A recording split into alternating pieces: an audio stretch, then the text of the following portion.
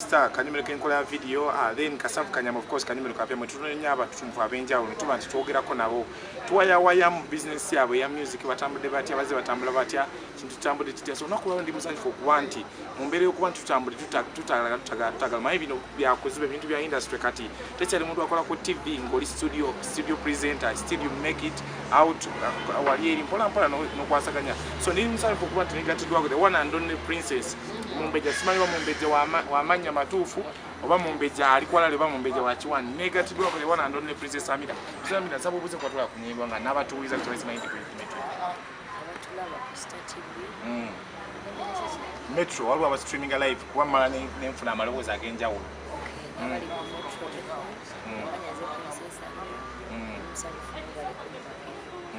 so princess jaka tutunulye princess Amiirah yani ng'omuntu abantu gabagezaako kwagala okumanya yani amanya amatuufu azaalibwa ddi oli muyimbi ozaalibwa ddi princess Amiirah ddi wajja ddi mu nsi mukyenda awo toli sure exactly 1990 or beyond Banyi bagamba amukyala woba omubuuza emyaka ki either you add 5 or you minus 5 ekyo tukole tutya ali 90s get 90s so please njagala tutunuulire tambula mu ng'omuganda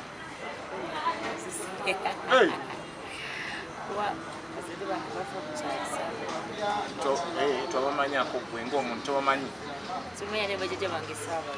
okay so erinnya livawa lino princess Amiirah itya audience nga tonayimba gwoba oyina erinnya eriyo ng'omuntu liwali yeeyita Prime Amiirah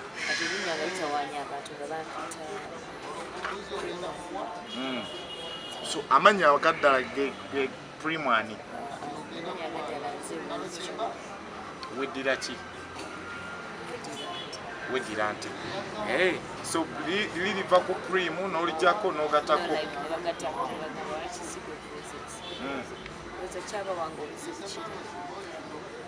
so princess Amiirah ng'omuntu ayingira ddi ensika entertainment gye tumusangamu yaliko muki omanya bayimbi muyina kafumbe wa I was in church that background why did you get the musical background okwanja tandikembero mama wange yali mukazi muyimbi naye omukanisa okay so nalinganga nyimba naye at the age of 5 years okay naye ntandise okuyimba mukanisa nebitabira serious nnyo ntanti mwange ngamaze okufaayo alufaawo wenzula nti nsobola n'owandiika ntandika n'okuwandiika mumangu okuyimba because I used to miss her wetandikira kwandika around P6 kwandika P7 twina time senior one netandika okuwandiika about love so princess Amiirah osomako paka ddi oba asomako paka ddi oba paka wa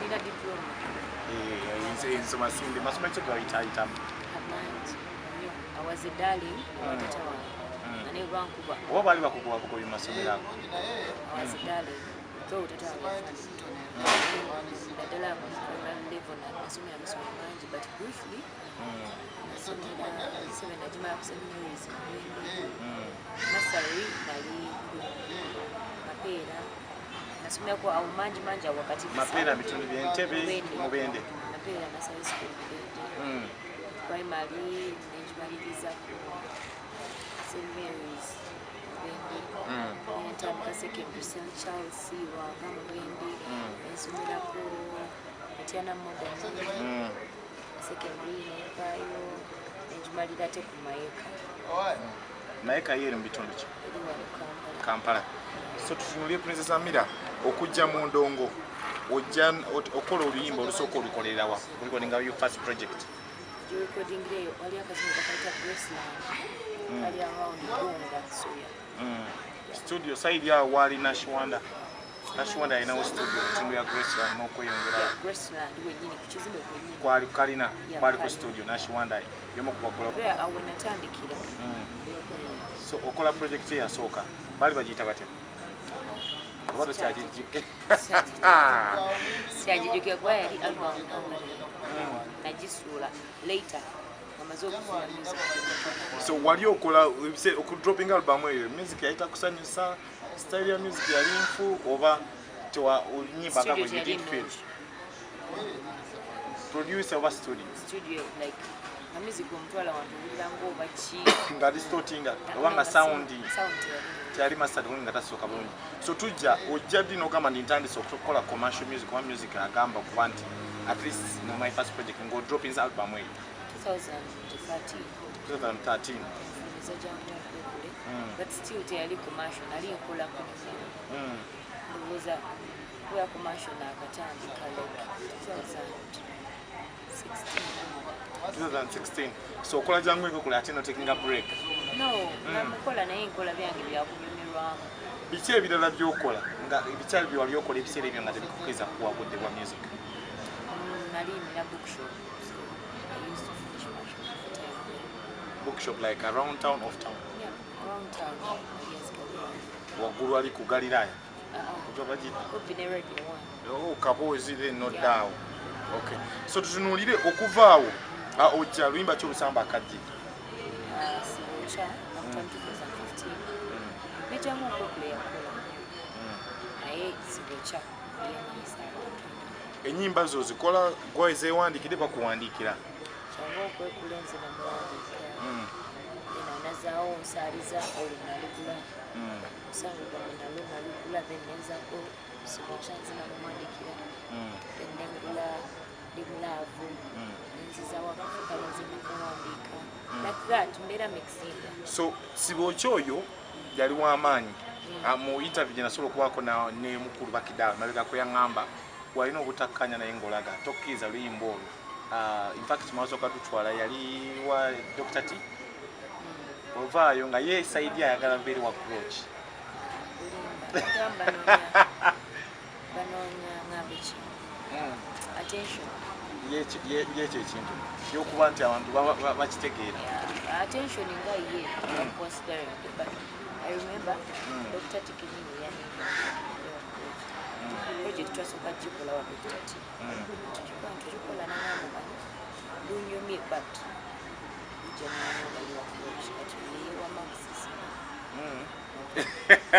So tutunulire by the way Emboozi yonna gy'oleese totunyonyodde osanga otya Bakiddawo okuba nti oli naye oliwe 40 oba wali obeera 40 wali ogenze kuyimbayo? muganda wange yagenze okugamba wali nali nnyimba byange nga weesanyusamu bwesanyusa toli nyimba bya kinyuma nga already ne business ekwesasula nga just nyimba kuba najja okutunda muziki wange Uganda nona Kampala lwaffe Mwende nenzibya mutuna ne wagula amugula mweyimbira just kati nanyimba mukolo gy'Abaganda neyimbiramu newuliriza nyimba. So ku Mwembi ani anoonya mune tukole gwe oba ye yakugamba gya ntukole? Bwe musanga amala okugera okulagamba akola kina ayogera kusoma nga masaba kutwalira omusiko azanyibwe so wayitanga okusibirira namutwalira nangamba ayagala naye omuyimbi yangamba kwe I was like okay tujja kukola naye nze nali serious asimanyi nti nebya management gyebiri kati awo natwalibwa Disani Kasasa Disani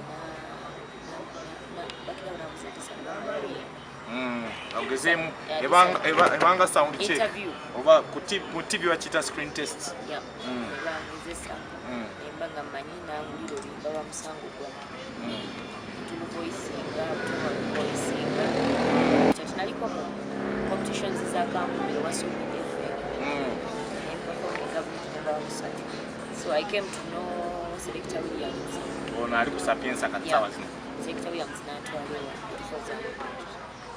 2012 akasente kakuzanya music oba kuyingiza mu kibiina? No akunkolera music ali standard olwo nina eri album yange gyogambye Nasubira kati bwantwalayo Dr. Ansari Mtwala Sato Nasubira by then. That was 2011 actually. Ninga tubadde okola. Wali okola na yibone. Yeah, nayenga. Nali nkola nayenga mpya it's not worth of investing in music. I understand. Nampulira tekisana. Sente nyingi nnyo ezo. Ngeri twaba tukolera ng'emitwalo 10 ku Upton Studio. Egama. So, nendwawo because nali siraba future mucho. Ndawo kudayo kati Mzee Bakiddawo n'agamba music kwenye kuyiga naye muziko si like studios okulya musize nnungi. Nantwala ewa padi ne turecordinga amalolimo wa musango. Tuwadu recordinga ne kumawa wa Dr. T awuliremu. Anga mulimba lungi naye si lwa myaka gy'okyali mwana muto. Lukulu kuggwe. Yeah. Nesooka ne nduwumuza. Kati awunze ate wa Dr. T ne mutwalira album eri. Eri enkadde. Oyo Olomondi Bakiddawo ankumyemu omuliro. Ogwakozesa studio ennungi. Nga studio ki nga Padman katukuna Padman ne tukola oluyimba nenzire wa Dr. T gwe nali singa okukkiririza. Nengenda wa Dr. T nemulaga oluyimba lunakozesa n'amube. Nengamba naye nga bwe nagamba n'oli mitwalo 3. Tufunemu eno album oluyimba lumu lwe tukola. Olusobola okuggula akajja. Nankolera jangu. Nenzija ne jangu okwekule. Kati ate Bakiddawo ngenda okuddamu musika 2013 ndowooza nga ggwako kubanga jangu okwekule project nagikola nenjimala nga Bakiddawo siddanga mukola. Ng'olwo ate wamu ennyimba zo nga toddanga mumusinkana. Nga nabivaako music ye nga ye yampitanga nga naye nze nekasuka wala yali problem wakati wa mu mutima gwange ngamba nina kuyimba lwa kyaki ebyalavu ekituufu byalavu nali mpandika kutonda nakisaaka. So wakatunda ennyimba meka Amiirah? Tewatunda yiwadde n'oluyimba. So oluyimba lwennyini olwo jangu nkwekweraze okwatagana ne Bakiddawo musooka kukolera project eri gy'ogambye official gye baakuwandika gye mwasooka okukola naye. Era musango gwammwe mukulu ku jangu nkwekule. Nasooka kulikodinga musango gwamwendo okankola jangu nkwekule naye nga sisiwamu promotinga mu audience because nali sikikkiririza amati Dr. T bwe mutwalira naye nangamba mukulu kunze abantu bajja kukkiririza mu luyimba because nalabye eki sinnafumbirwako omanyi ki ekiri mu bufumbo sawas like leke nalyoka nankolera jangu nkwekule nemuleeta ate awo wesinkana Bakiddawo ku mukolo gwa ISP ono omwogerezi wa firimu. Omusanga nangamba mire wabira kiki naye Bakiddawo alina habit lwakulabe bajjukira nti mwalina appointment.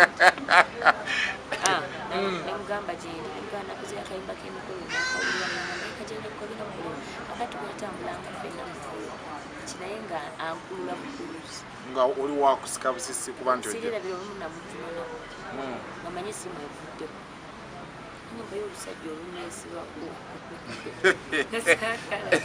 nga ngamba tugende emikolo nga saagala kuva waka wiikendi yange eba yawaka kukola nokyange kunyumirwamu ng'omwana omuwala. So around 2014 kati awo mukayimba kajangu kwekule twagenda ne Bakiddawo ng'abantu abagamba olwono olwaluyimba ki nga kwa platform ya mikolo n'embaga eyo ofulumya abagolo bo okoloja basenga bano abawala ababuuza bwebityo naye abamu bagaana naye nga senga bo tebagamba jangu nkwekule yali ekola ku basenga. So nga naye abantu bagamba ekibi alina oluyimba so nengula onsaaliza nenduteekamu akasente kankatonotono olwo nga atatandise okukola naawe ate n'ogula gwe ng'omuyimbi n'ogula oluyimba. Yali naye talina nnyo nga talinaawo kasente naye nga alina platform. So nengula oluyimba nenteeka musene tukola audio netukola video kuba nejangu okwekule agenda omumanya nga already natandikadde omukola byonna nga biwedde kana mufulumya around gwa mwenda ndowooza gwa 2013 kati ngenda omuseka eba gyalijja November emikolo ng'oluyimba lugenze ku TV nzijukira yasooka okuntambuliriza audio ne video yaliwo mu manager wa Irene Nambiru omumanyi omuwanvu mbadde manyi ogenda gamba Tadias Mubiru jaawe mulala omumanyi Hope yasooka okuntambuliriza music nga ajjaawo we nali ngatuleta by then nali ntundira pechange ne parking ng'ajjawo baali basalirawo music kati we mulabira mulaba n'antambuliza music wange bambi kubwereere nga takusabye wadde pesa aŋŋamba bugambi kuntumwere kati ntubukolerere tuki n'oluyimba ne lutambula ate eno sinfuna Bakiddawo ng'olwedde oluyimba luwuliddeko ne ku TV ng'awulire nti omuntu ayina mileage so nenyongerako oluyimba lw'omusaaliza omutuuka tuta musango gwammwe mutuuka tuleeta 2015 Sibokyo yajja gwe ne Bakiddawo ani asalawo concert kuba Sibokyo yasalawo concert so concert eno mu kugikola ye yateekamu wateekamu kuba olwedde yali asazeewo nga gwatalala ikatokkiriziganya na kirowoozo no Sibokyo yali atandise sente since ntwanfuna mu 2015 kati twatandika okukola 2016 yatandika okukola sente ye yennyini Sibokyo kati nga tufuna emikolo Bakiddawo afuna emikolo ne tusevinga sente nenyongerezaako I have a boyfriend nampayo $10,000,000 boyfriend nga yali mugaggoyo yeah ng'okyalina kati Amiirah nampayo kusente nange nenyongerezaako nezavanga mu concert najja mu bitabo nga takeza boyfriend nezavanga music abakyala abo munoonya abasajja abagagga baabafa awo mutulemye bagambye ozayina $10,000,000 avuka wekira muvuga ennaku zino ayakuwa $10,000,000 nze bankubira bansaba ebiri ne mugamba nnyabo teziriiwo era 2016 my boss ali ku kamera n'omusaba 15,000 zitayakola balutalo kiwa sagamba biveemu ebyo so tutunuulire oteeka so concert mugikole ba successful kyekikwawula ne Bakiddawo because concert wekwa I don't think mwayongera okola oluyimba nga concert ewedde twakola paka December kuba concert yali ya October 14th tukola paka December netwawukana naye like oba concert yawa Bakiddawo amaanyi amangi authority yasukka nayagala n'okufugira mu bulamu bwange yalina okusalira wani gwena ekyali kimalisaagala so it was so emotional yali atuse mu bulamu nga alina ye mu side ye off camera nja kukulaga side ye because off camera yandaga because andaga nga bakagenda okukola naawe mwali abantu basatu gwe Hasani oba I don't know who Hasani was your boyfriend yatuwa $10,000,000 so alaga gwe Hasani naye mwatwa ne mukirizaganya nti shozi munayimba ng'ekiro olina okuddawa ewaka naye gwe watuuka ekiro nga tokkiriza kudda waka no twayawukana ne Hasani so twalina obutakkanya bweffe era Bakiddawo agenda okumanya Hasani ekumanyira kuze kugwe because of course tamanya gye mwekwanira tabimanyi kati tiyayagala alwane ng'entalo za Hasani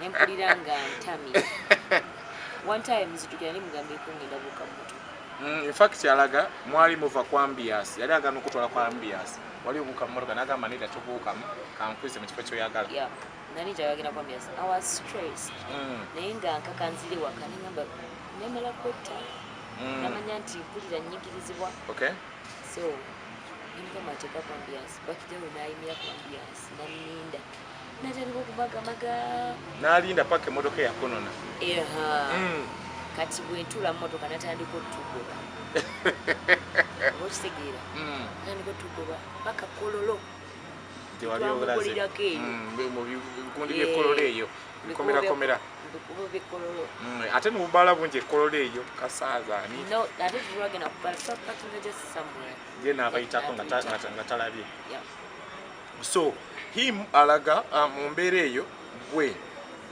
wali watuuka n'ekiseera nga tolina time wa music nti ategeka yalina show oba entebe ng'omukono ng'olina okuyimba show nga 3 n'otandika okumisinga show in fact gyali mikolo oba kwanjula olina waliwo ogwali emukono waliwo ogwali entebe oba waliwo n'ogwali wanoogana okutuuka okuyimba obudde oyimba emikolo egyo no he's looking for sympathy just he's looking for sympathy but nesisuubira nti ate bino byogera bijja omuyamba understand yaggwa actually byogerako binzize wali olina contract naye empapula zaakolebwaku but we didn't sign zakulibwa nenzisaamuko ne kumala. Hey, don't have a contract rupee, you know, rupee, other people promotion, rupee, this is let's get that signing. Ne tuta signing.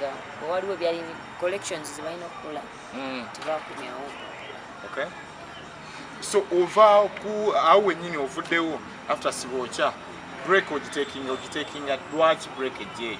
No, nali simanyidde kubanga ne managing. Okay. So Bakiddawo yali managing. Nagezaako okugaya Bakiddawo kayo. If you want to know who is the manager wa Rema. Kayemba. Kuba nera Kayemba nanga ndaga mujjane ya momo yagirimu. Kuba yamugamba ng'ova ku muzeeyi waliwo omuzeeyi gwe yali aliko emabega ku muzeeyi gwe yaŋŋambye bwe yatambulanga naye. Muzeeyi wa Kadongo omuzeeyi mwerabira erinnya se. Achagula I'm forgetting muzeeyi Dani Mugula. Muzeeyi Kayemba mu advising nga manager Rema funayo omuyimbi omukyala. Otambulenga naye ku mikolo ositule ekintu ekiyinza okukola. Kayemba n'amu advising nnyo okuba nti afunayo omuntu nga gwe omukyala. Era bwe yamala okutwala ewa Kasasa yantwala ewa Kayemba. I remember twamusanga kamwoca okuba babeko. Netumulaba n'agamba fine mutandika okukola kati etwawukana nasooka laba Kayemba n'omunyonyola ku kimu kyaliwo agenda naye Uganda Bakiddawo ne yeegulima neegulira Bakiddawo omuganda mugamba olaba singa ekintu kino kijjamu feeling nti gundi gw'olina obeera naye kino osigala ku mulimu kubanga omulimu kyekikulu biri byange si gonsalira toli muzadde wange toli Katonda n'oba muzadde wo tuukamu n'abaana bajemera bazadde baabwe n'ayagala ekirala sigeza omulimu because n'ekirala wenyini okukona nze ku nsonga esembayo ku ekyo abalala bafuna embeera olw'okuba nti bateginga break otadde Bakiddawo balaga tebamanyi kiri kyali mabega kyoyogedde balaga gwe wali mu mukwano ne Bakiddawo emberebezi n'enkaayana ne ziva kati ate era ekyavaawo nalowooza bulowooza si kituufu gwe weebuuze lwaki Bakiddawo yali atukuba nalowooza mukwawukana n'Asani bambi gayo dusagala kumwogerako. I think by the agayo alina okuba place kuba omuntu akera ku makya n'akuwa sente mu kintu kyatafunamu si kyangu abasajja tuteeka nnyo give and take it's a tit for tat business nkuwompe so guy abagoba kitegeeza yali alumirirwa etwawukana naye nekigamba ku Bakiddawo kati bwakimanyi simanyi oba yalina kweyagalizanga yiye omuntu akiteekamu feeling ne questions nezitandika okujja mu kyogongi lwaki akyalumirirwa just nkuinfominzeeko nga manager wange nti oli sikolagana naye ebiganyi akati ndowooza Bakiddawo yali amanyi okutuneteddako ate ngambe kati lwaki yali atugobwa kasa okukola emotoka gyali atugoberamu yali yange ate zesagula mu music siga nti of course yali avuga emotoka kitegeeza mu wano wemwakolanga wetwava okukola kati yabanga ayina emotoka ye nga tulina okugenda ku Super FM yamudropinga napikinga emotoka ye nadde ewegayaza nange nenzira erungu gyewani kati olumu yagambanga kati lwaki ate nsoka kugenda ku Super tugende ku dropinga erunguja nze ngende n'emmotoka yo nze ngende n'emmotoka yo gyagiseekya kati olumu kyakulanga bwekyatuukanga namastress nagamba olina emotoka ye yali ndwadde kuwolu nagamba oba nze nvuga ontwale embeera erondekaawo ofune taxi nedda nteeka nze ku ambiansi gwogende n'emmotoka sinabuzibu ngenda kubira omutuuza mwene ku ambiansi I'm going to be there for a short while then kuba yalaga yakudropinga na kufufa ebiseera byemmenga ofufa awo wansi Yali shell, what shell? Something. Yeah, olusi like yali alina okupikinga yali nja ku shell oba kwambiansi but tekimatalinga wawe bampikinze nani ampikinze sinzira ku mutima concerned about music not me as a person first of all wawe ekintu ekiruma mu bulamu omuntu yamusanga Kampala kiringanga okusanga omuntu omukulu nga oli baawe oba oli mukyala we netandika okubuuza nga like bameka abaka kiruma ebintu ebityo n'omubuuza gwe wandiika Kampala gwe muzadde wange eno waliwo kituweera bange oli tebimukwatako kati ne Bakiddawo byakikukwatako era inasigala ng'ali focused ku music tugende maaso nina abiteekamu feeling n'agamba olwana tuli nansani music kyoleke oba Asani ayinza oba yafunangayo akasente na mukwano gwe why nga tali kwagala gwe kudda kuzza gwe naye ng'akasente alina kyakafuna okuva eri. So taking a musical break wali tosobola kwemanaginga engambo ne zivaayo nti omwana n'olubuto gwe wazaala ayinza okuba either ali wa Bakiddawo simanyi ate Bakiddawo yali ajja kukola nnyo lwakubanga mwana tewandibadde na break tewandibadde because try to continue nga bucontinues ate sente zaali we ziri music yali aleeta sente. Understand. Yeah, but disagreements ezaaliwo between me and Bakiddawo oli boyfriend zaleetawo okukakana okwo n'okusigama. Kati ngezaako okunoonya wa wakukyandikira baakoze oluyimba baluyita hot cake. Bakiddawo twateesa bulungi nga twawukana nzirwe twali kusubawo buli omu agende twali tuva hoima alina shehoima nga buli omu agende mirembeti alagala nkuwayo n'ebbanga weetereze yakunyonyererawo yakuwa notes before nti mwezi guni ne gundi tujja kuba tulekerawo okukola yaŋŋamba kubanga twatuuka n'okufuna shows mu February yali yazikwata nagamba tumaleyo ezo shows weziggwayo bawukane mulembe kati naŋŋamba tetugenda kukola like tetulumanyisa bantu so to keeping a low profile kyawukanye naye bw'omu agenda ebikola mpula you never know kuba tuyinza okudingana ate nga twakuteeka mawulire.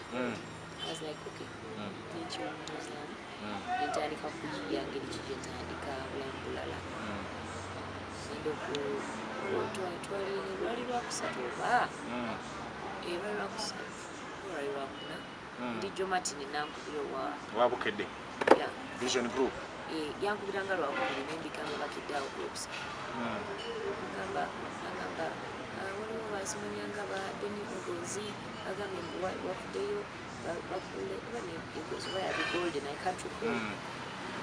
Nangamba mbiteekemu mawulire koze obola abeefe balinga sabi tebinyononera linnya but I didn't know nti yali plan ya Bakiddawo twawukananga ku lwokusatu lwokuna ne luyitawo enkeera ku lwokutaano nga ndi mawulire Amiirah bamubbyeko Bakiddawo Bakiddawo bamubbyeko Amiirah alaja bibambuza tebyali alaja nimanya Bakiddawo yalitadde okusinza ku headline nensirika like Bakiddawo yankuba bangamba omuggo munene understand akageri keyaŋŋamba tusirike ffembi kati nalina okwewozaako in public nalina bagamba sina kyemanyi yali aŋŋamba tusirike nensirika nalina oluyimba lwa hot cake tumaze odushootinga video ndabanga tikijja kukola because Biingi nti yali yampadde notice around gwe December nalita mu February nali maze okukola video nali nfunanga sente video ngewedde nga ngenda gita kati bwankuba eggulire nga sikyasobola kuta luyimba olwo because kyali kigenda kulaga ekituufu Bakiddawo kyalaga mu audience enyimiza oluyimba kwekuta oluyimba lwakafo kali Bakiddawo lwe yali yagaana tukole video naluyimba concert naye nga yagaana tulute so nembuta nga ndaba neetaagawo katime zikakkane neetereeze. So okuvaawo wonna jjaneyo tutandike ejjana empya ejjana empya etandikirawa ng'omaze giving birth baby girl baby boy baby girl kongs late kongs from me so omala okuteeka break ogenda that maternity leave or musical break wasigalo kyawandiika oba still wali okyetegereza system ng'egyetambula? No, nali nyimba nayimbanga n'olubuto nayimbanga nawe mu mikolo oba ku stage because ku stage tewalabikanga wandibadde ne ku stage nayimbiranga radios nayimbanga ntambulanga ninyenda bibadde nkomawo naye nga ate naba kirungi olubanga nazaala kirungi waliwo abatalina baana babanoonya abayimbi nga bakyala naye nga tabalina so much okuddamu okufuna kiba kizibu mukwano gwange Spice yangamba ayagala kuzaala ng'afuuse nga ba Jennifer Lopez obalaba ng'erinnya liri waggulu simanyi oba kiyinza okusoboka naye